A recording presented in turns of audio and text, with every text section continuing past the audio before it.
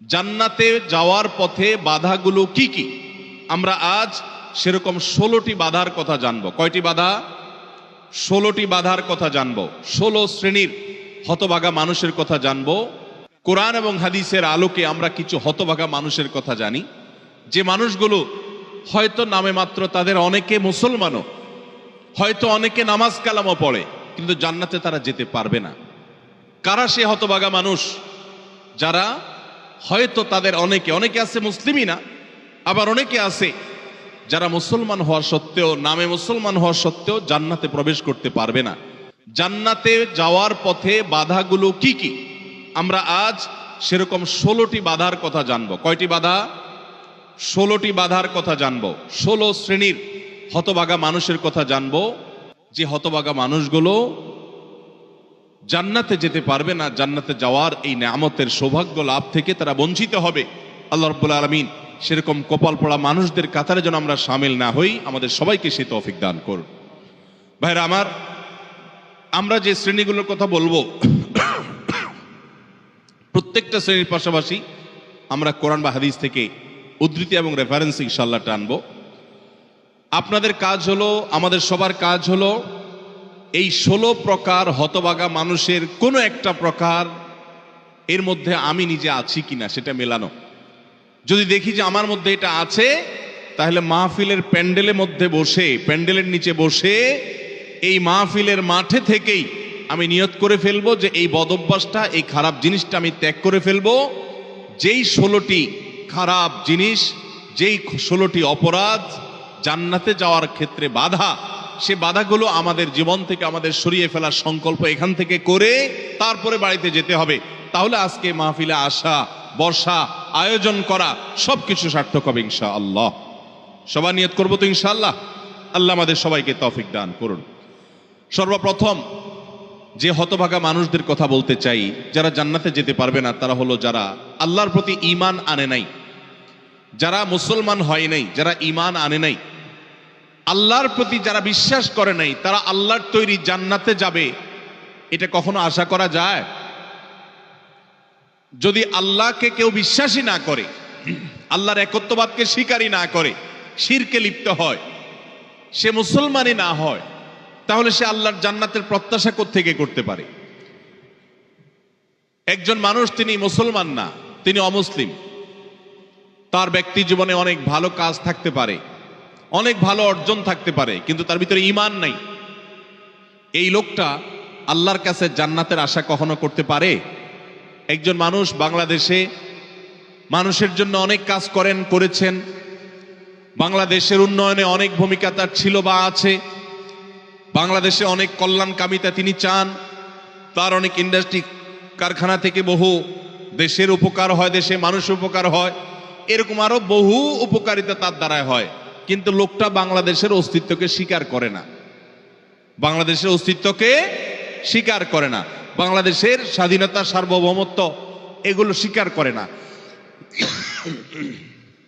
সে যদি বাংলাদেশকে অস্বীকার করে, বাংলাদেশ রাষ্ট্রের বিরুদ্ধে বিদ্রোহ করে, তাহলে এই ব্যক্তিকে বাংলাদেশ রাষ্ট্র বা রাষ্ট্রের তরফ থেকে রাষ্ট্রীয় কর্তৃপক্ষ কখনো তাকে রাষ্ট্রের কোনো সম্বর্ধনা, রাষ্ট্রের কোনো বিশেষ সম্মাননা ওই ব্যক্তিকে কখনো দিবে? দেওয়ার কথা। যে রাষ্ট্রকেই স্বীকার করে না, রাষ্ট্র তাকে সম্বর্ধনা দেওয়ার কথা। তার হতে পারে অনেক অর্জন আছে, হতে পারে অনেক অবদান আছে, তার একটারও 2 পয়সার কোনো মূল্য থাকবে না যদি সে রাষ্ট্রটাকে কি করে? অস্বীকার করে। ঠিক একইভাবে যে আমার রবকে মানে না, যার আল্লাহর প্রতি ঈমানই নেই, বিশ্বাসই নেই, তার 1000টা ভালো কাজ থাকতে পারে, আল্লাহ রাব্বুল আলামিনের কাছে সে কখনো জান্নাত প্রত্যাশা করতে পারে? যে আল্লাহকে স্বীকার করে না, সে আল্লাহর কাছে জান্নাত কিভাবে আশা করে? এই জন্য ভাইরা আমার, সহিহ মুসলিমের হাদিসে আসছে, নবী করিম সাল্লাল্লাহু আলাইহি সাল্লাম বলেছেন, লা তাদখুলুল জান্নাতা হাত্তা তুমিনু, তোমরা ততক্ষণ পর্যন্ত জান্নাতে প্রবেশ করবে না যতক্ষণ পর্যন্ত তোমরা ঈমানদার হবে না। অর্থাৎ ঈমানদার না হলে জান্নাতে যাওয়ার কোনো সুযোগ নেই। এই প্রথম শ্রেণীর মানুষ, তারা দুনিয়া থেকে যদি ঈমান ছাড়া যায়, তাহলে সেক্ষেত্রে চিরকাল তারা জান্নাতে নিষিদ্ধ থাকবে, অনন্ত অসীমকাল জাহান্নামে তারা থাকবে, জান্নাতে কখনোই আসতে পারবে না।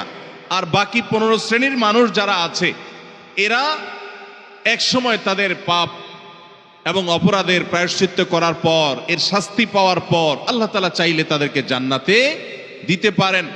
এবং তাদের ঈমান যদি থাকে, কোনো না কোনো সময় তারা জান্নাতে যাবে, তাদের গুনাহগুলো মাফ হওয়ার পর অথবা শাস্তি হওয়ার পর, যেহেতু তারা ঈমানদার। এটাই হলো আহলুস সুন্নাহ ওয়াল জামাতের বিশ্বাস এবং আকীদা, যে মুরতাকিবে কাবীরা, কাবীরা গুনাহ করে দুনিয়া থেকে যদি কেউ জাহান্নামী হয়ে যায়, সে চিরকাল অনন্ত অসীমকাল জাহান্নামে থাকবে না, বরং সেখান থেকে এক সময় সে বের হয়ে আসবে। এটাই আহলুস সুন্নাহ ওয়াল জামাতের আকীদা। মুতাজিলা সহ কিছু ভ্রান্ত ফেরকার মানুষের বিশ্বাস হলো যে জাহান্নামে একবার যে যাবে সে চিরকাল সেখানে থাকবে। বিভিন্ন আয়াতের অপব্যাখ্যা তারা করে থাকেন। যাই হোক, তাহলে প্রথম শ্রেণীর কথা আমরা জানলাম, যারা জান্নাতে নো এন্ট্রি, তাদের জান্নাতে প্রবেশের সুযোগ থাকবে না, তারা হলো যাদের আল্লাহর প্রতি ঈমান নাই, যারা মুসলমান না, যারা ঈমানদার না, তারা চিরকালের জন্য জান্নাতে নিষিদ্ধ থাকবে। এক নাম্বার 2, দ্বিতীয় যে প্রকারের মানুষ জান্নাতে যেতে পারবে না, বা দ্বিতীয় যে বিষয়টি জান্নাতে যাওয়ার পথে বাধা, সেটি হলো আত্মীয়তার সম্পর্ক ছিন্ন করা। রক্ত সম্পর্কীয় আত্মীয়কে যদি কেউ স্থায়ীভাবে ছিন্ন করে, তাদের সাথে সম্পর্ক যদি একেবারে কাট করে ফেলে, বুখারী মুসলিম এক যুগে বর্ণনা করেছেন, নবী করিম সাল্লাল্লাহু আলাইহি ওয়াসাল্লাম বলেছেন, লা ইয়াদখুলুল জান্নাতা কাতি', আত্মীয়তার সম্পর্ক ছিন্ন করে দেয় যে এই ব্যক্তি জান্নাতে প্রবেশ করবে না, সে জান্নাতে প্রবেশ করবে না। অতএব আত্মীয়তার সম্পর্ক যারা ছিন্ন করেছেন তারা তওবা করতে হবে।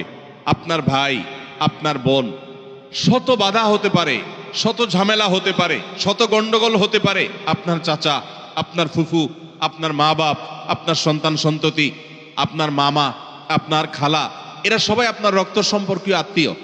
এদের সাথে আপনি স্থায়ী সম্পর্ক ছিন্ন করবেন, এই সুযোগ কিন্তু ইসলাম আপনাকে রাখে নাই। হ্যাঁ, যদি এমন হয় যে তাদের সাথে সম্পর্ক রাখতে গেলে আপনার জীবন হুমকির মধ্যে পড়ে, আপনি বিপর্যস্ত হন, আপনাকে তারা ক্ষতি করে, তো শুধু ক্ষতি থেকে বাঁচার জন্য আপনি দূরে আসেন, সেটা ভিন্ন বিষয়।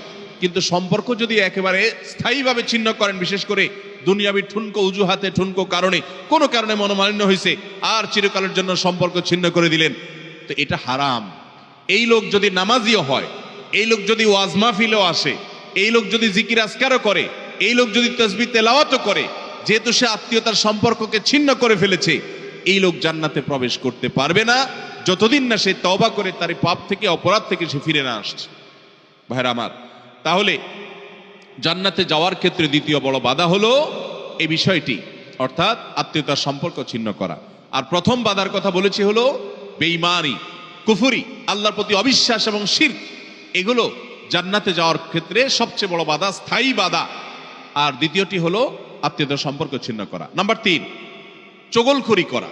এই বদভ্যাস আমাদের সমাজে এখন প্রচুর পরিমাণে আছে। অনেক মানুষ আছে দেখবেন মুখে দাঁড়িয়ে আছে, মাথায় টুপিও আছে, হয়তো নামাজ কালামও পড়ে, কিন্তু চগলখড়ির বদ অভ্যাস আছে, এই চরিত্রটা আছে যে আমার কাছে এসে ওনার বদনামি করবে, ওনার কাছে গিয়ে আমার বদনামি করবে, আমার কাছে এসে আমাকে পামপট্টি দিবে, ওনার কাছে গিয়ে ওনারে পামপট্টি দিবে। এরকম লোক আছে না নাই? ঘরে ঘরে, আল্লাহ মাফ করুন, আমাদের অনেকের মধ্যে এই চরিত্রটা আছে না নাই? নবী করিম সাল্লাল্লাহু আলাইহি সাল্লাম এই চগলখড়ি সম্পর্কে সহিহ মুসলিম বর্ণিত হাদিসে বলেছেন, লা ইয়াদখুলুল জান্নাতা নাম্মাম, চগলখড় জান্নাতে প্রবেশ করবে না। জান্নাতে প্রবেশের ক্ষেত্রে আরেকটি বড় বাধা, আরেকটি বড় দেয়াল, আরেকটি বড় প্রাচীর হলো এই চগলখড়ির চরিত্র।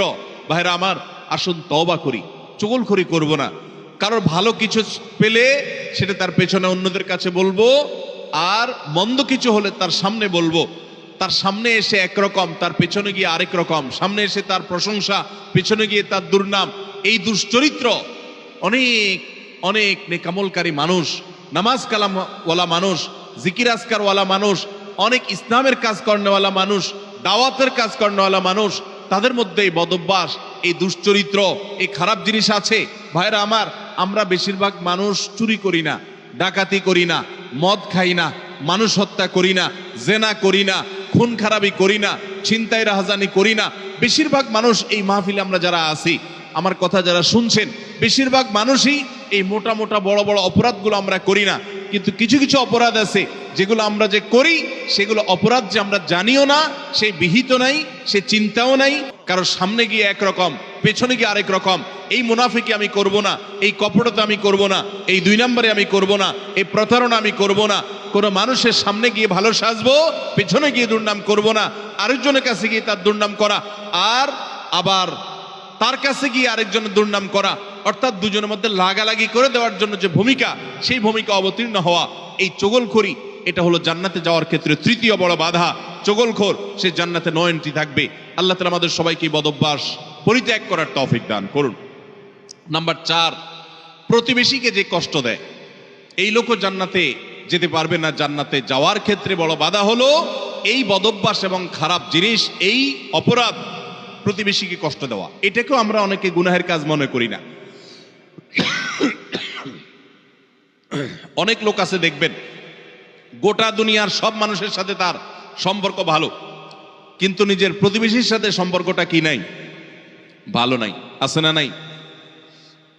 নিজের পাশের জমি, যে জমি যার, দেখা যায় আইলটা তার জমির দিকে ঠেলা হয়। আছে না নাই? তাহলে এটা প্রতিবেশী হক আদায় হলো না হক নষ্ট হলো? আরেকজনের সীমানার বরাবর গিয়ে এমন গাছ লাগাইলেন ইচ্ছাকৃতভাবে যাতে করে গাছের গোড়াটা আপনার এখানে থাকে আর গাছের ডালগুলা সব গিয়ে তার জমিতে পড়ে। আছে না নাই? অনেক ভালো ভালো মানুষ, অন্যান্য দিক থেকে ভালো, এরকম অনেক মানুষ এই কাজ করে কি করি না আমরা? আমি নিজেই জানি যে আমার এই যে সীমানায় গাছগুলো লাগাচ্ছি, এই গাছগুলোর ছায়া পড়ে তার ফসল নষ্ট হবে, তার জায়গাতে ছায়া পড়ে থেকে অনেক ফসল হবে না, ক্ষতি হবে।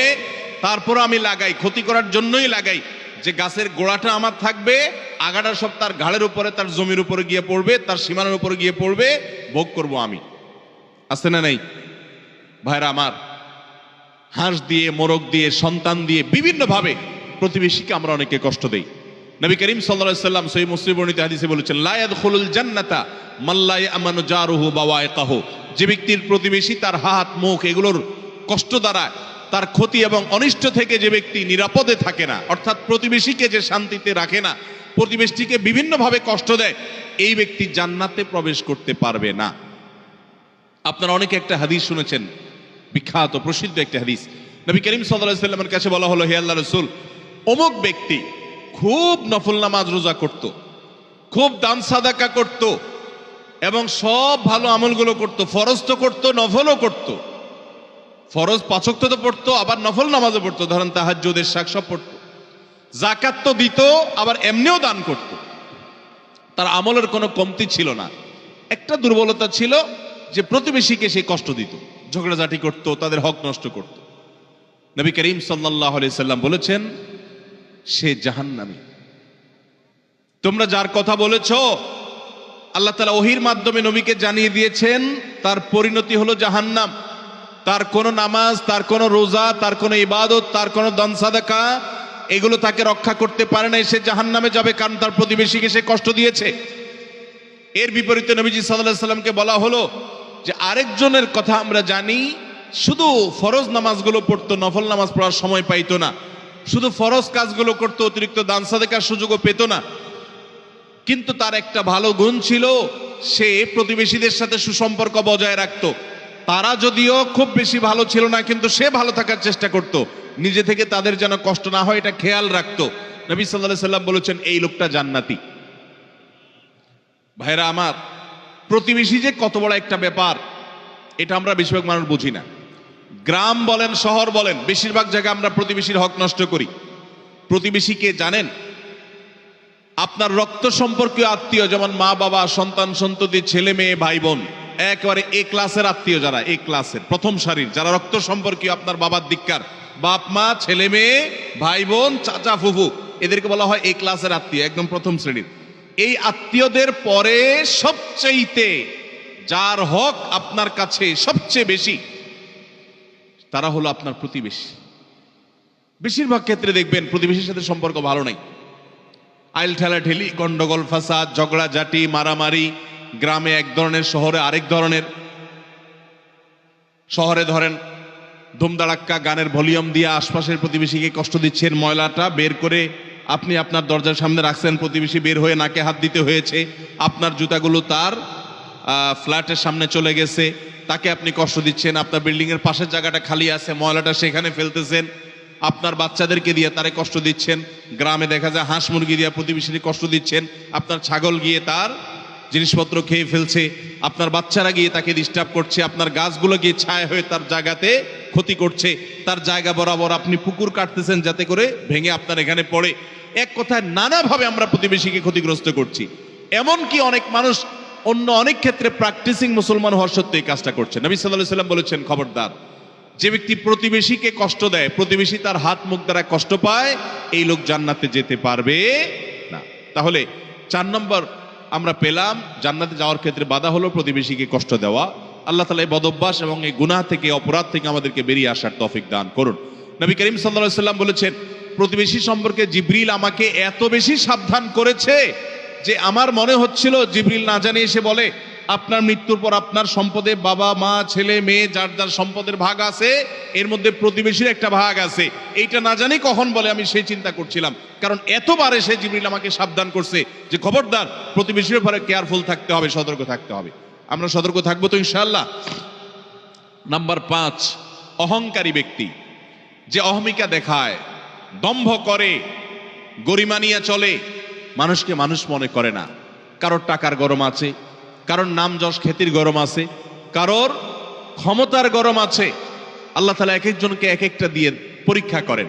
এগুলোর মাধ্যমে যারা অহংকারী হয়ে যায়, এগুলোর কারণে যারা অহংকারী হয়ে যায়, এই অহংকারী ব্যক্তি কখনো জান্নাতে যাবে না। সহিহ মুসলিমের হাদিসে আসছে, নবী করিম সাল্লাল্লাহু আলাইহি ওয়াসাল্লাম বলেছেন, লা ইয়াদখুলুল জান্নাতা মান কানা ফি কলবিহি মিসকালু যাররাতিন মিন কিবরিন, যেই ব্যক্তির অন্তরে যাররা পরিমাণ অহংকার থাকবে, দম্ভ থাকবে, এই মুতাকাব্বির অহংকারী ব্যক্তি জান্নাতে কখনো প্রবেশ করবে না।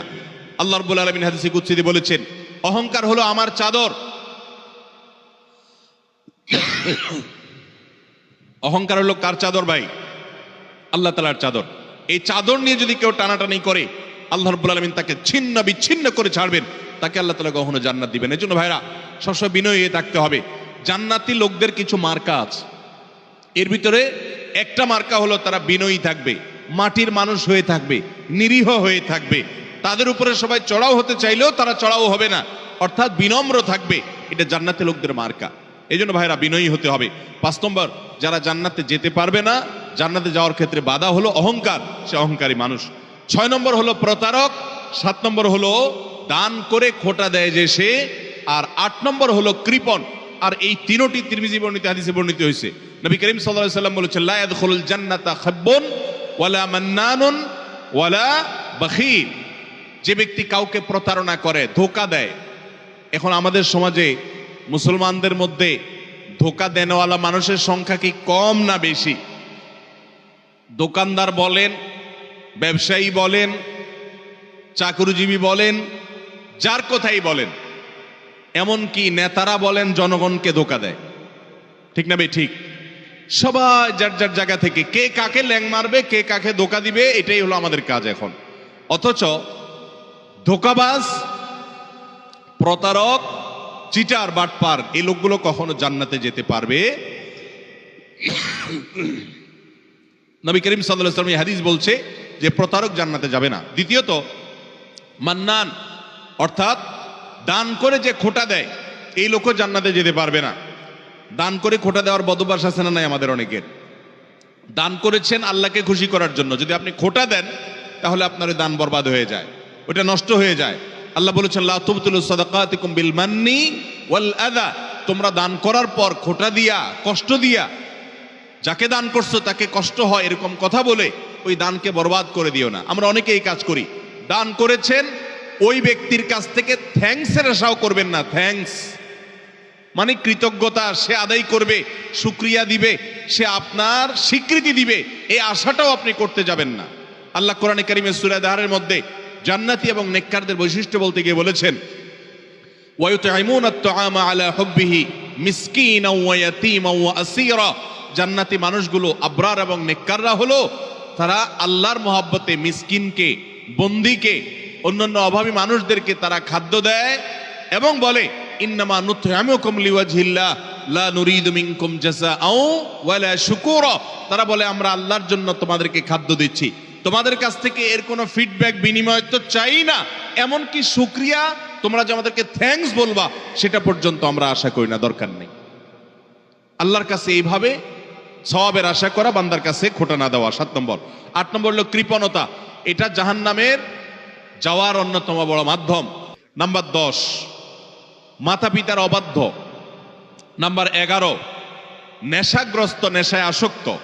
এ সম্পর্কে নাসাই বর্ণিত হাদিসে আসছে নবী করিম সাল্লাল্লাহু আলাইহি ওয়াসাল্লাম বলেছেন লা ইয়াদখুলুল জান্নাতা আকুন ওয়ালা মান্নান ওয়ালা মুদমিনু খামরিন, জান্নাতে যেতে পারবে না মা বাবার নাফরমান, মা বাবার অবাধ্য, মা বাবার সাথে বেয়াদবি করে, মা বাবার যৌক্তিক নির্দেশগুলোকে লঙ্ঘন করে।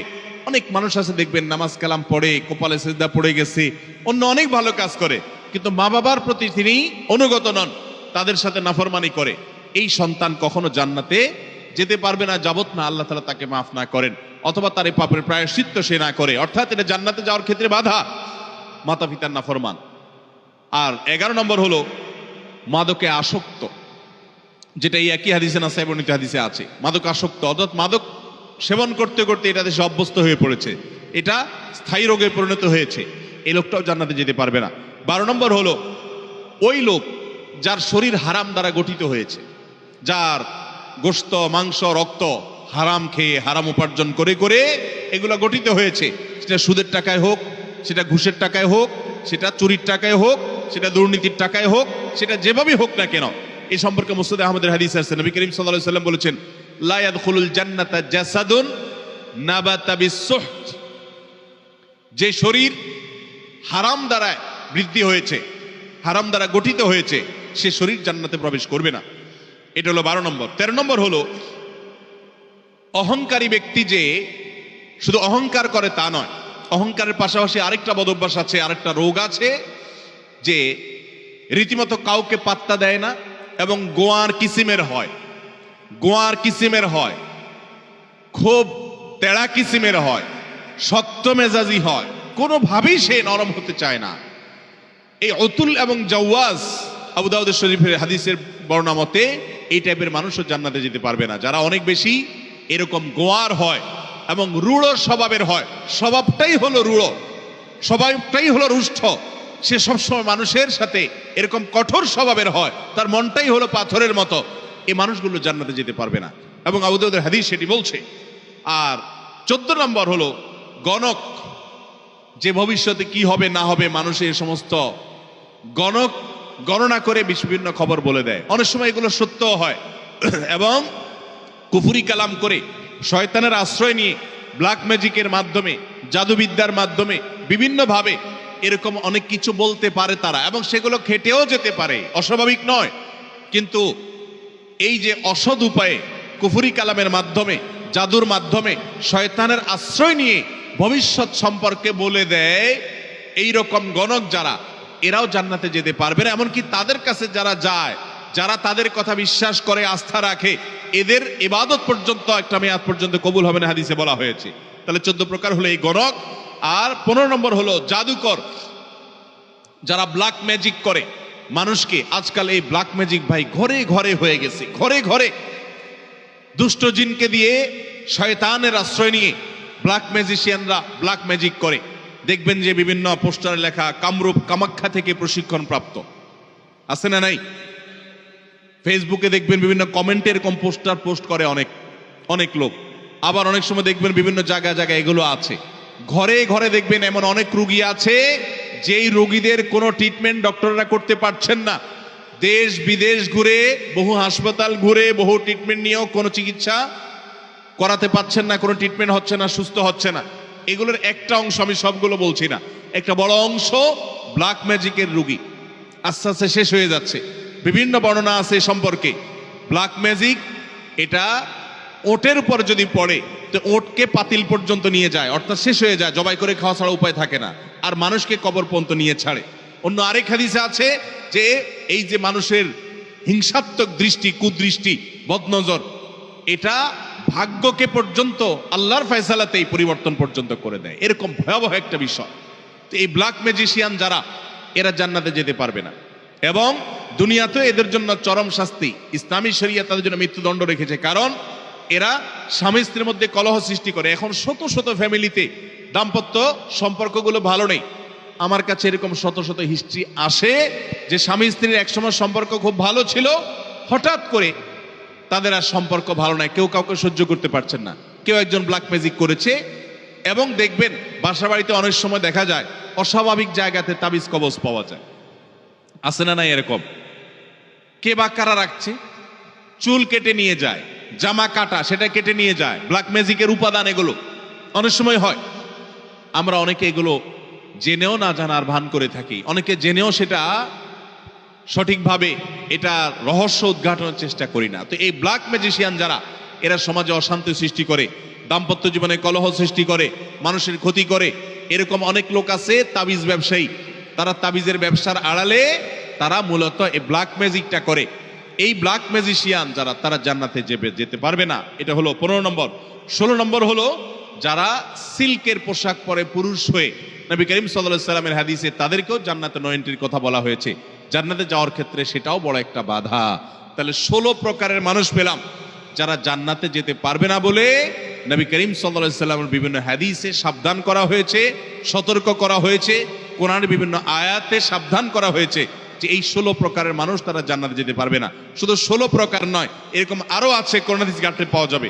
আমি 16 প্রকার শুধুমাত্র কোরআন এবং হাদিস থেকে আপনাদের জন্য উপস্থাপন করলাম যে এই মানুষগুলো জান্নাতে যেতে পারবে না। আমরা শুরুতে বলেছি ইমানদারের সবচেয়ে বড় চাওয়া হলো, টার্গেট হলো জান্নাতে যাওয়া।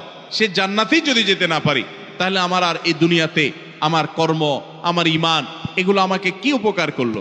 যদিও ইমান থাকলে আপনি এই সমস্ত গুনাহেগুলো লিপ্ত হওয়ার কারণে জাহান্নামে গেলেও একসময় আপনি জান্নাতে আসবেন, এটাই আহলে সুন্নাত জামাতের আকীদা, এটাই বিশুদ্ধ বিশ্বাস। কিন্তু তারপরেও জাহান্নাম তো এমন জায়গা যেখানে এক মুহূর্তের জন্য গিয়ে সহ্য করার কথা নয়। অতএব ইমানদার প্রথম চান্সে জান্নাতে যেতে চাইবে। আর প্রথম চান্সে যদি জান্নাতে যেতে চান, জাহান্নামের কোনো স্পর্শ ছাড়া যদি জান্নাতে যেতে চান, তাহলে এই 16 বদভ্যাস থেকে, 16টি অপরাধ থেকে নিজেকে বাঁচাবার চেষ্টা করতে হবে। আল্লাহ আমাদের সবাইকে সে তৌফিক দান করুন।